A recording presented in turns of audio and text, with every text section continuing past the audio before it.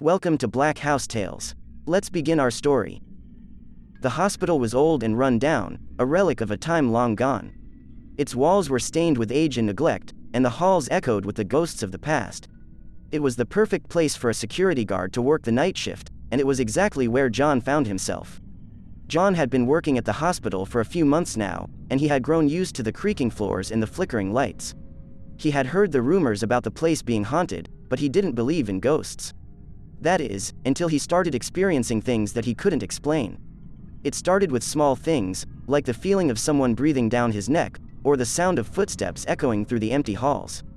But as the nights went on, the occurrences became more frequent and more intense. One night, John was making his rounds when he heard a blood-curdling scream coming from one of the patient rooms. He rushed inside, expecting to find someone in distress, but the room was empty. The sheets were rumpled, and the window was open, letting in the cold night air. John tried to shrug it off as his imagination, but the feeling of being watched never left him. He started to see things out of the corner of his eye, shadows moving where there was no one, strange symbols etched into the walls. He tried to tell his supervisor about the strange occurrences, but he was met with skepticism and disbelief. John was alone, and the hospital seemed to be closing in on him. One night, John was doing his rounds when he heard a whispering voice calling his name. He followed the sound, his heart pounding in his chest, until he reached an old storage room. The door was open, and inside he found a young girl, sitting in the corner, her eyes staring blankly ahead. She was dressed in a hospital gown, and her skin was as pale as the moonlight. John tried to talk to her, but she didn't respond. He called for help, but his radio was dead. He was trapped in the room with the girl, and the feeling of dread was overwhelming. Suddenly, the girl's eyes snapped open, and she lunged at John with a feral growl.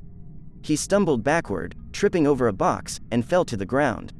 The girl was on him in an instant, her fingers digging into his flesh, her teeth bared. John struggled to free himself, but it was no use. The girl was too strong, and her grip was like iron. Just when he thought it was over, he saw a flicker of movement out of the corner of his eye. It was a figure, dressed in tattered clothes, its eyes glowing with an otherworldly light. It was the vengeful spirit of a former patient, come back to seek revenge on the living. The spirit loomed over John, its hand reaching out to claim him. But before it could touch him, a blinding light filled the room, and the spirit vanished with a scream. John stumbled to his feet, his heart racing, and ran from the storage room as fast as he could. John frantically searched the hospital for a place to hide, but he knew that he was running out of time. He could hear the ghostly footsteps getting closer and closer, and he knew that the vengeful spirit was hot on his heels. As he turned a corner, he saw a door that was slightly ajar, and he quickly pushed his way inside. He slammed the door shut and locked it behind him, hoping that it would keep the ghost at bay. But as he turned around, he realized that he had stumbled upon something far more sinister. The room was filled with ancient medical equipment and cabinets, and the walls were covered in strange symbols and markings. Suddenly, the door behind him rattled and shook, as if something was trying to break it down. John held his breath, listening to the eerie silence that filled the room. But just when he thought he was safe, the ghostly figure materialized before him, its eyes burning with an otherworldly fury. John was frozen in fear, unable to move or speak. He could feel the cold chill of the spirit's presence enveloping him, and he knew that he was trapped, a prisoner in his own fear. But then, something miraculous happened. The spirit seemed to hesitate, as if it was unsure of what to do next. It wavered for a moment, and then it began to fade away, leaving Jacob alone in the room.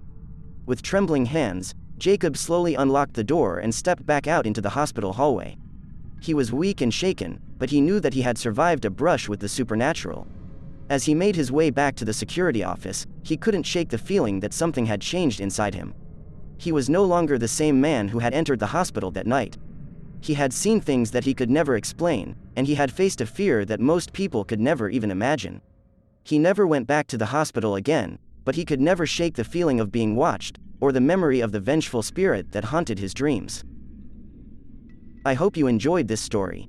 Subscribe to the channel so you don't miss the next one. Thanks for watching.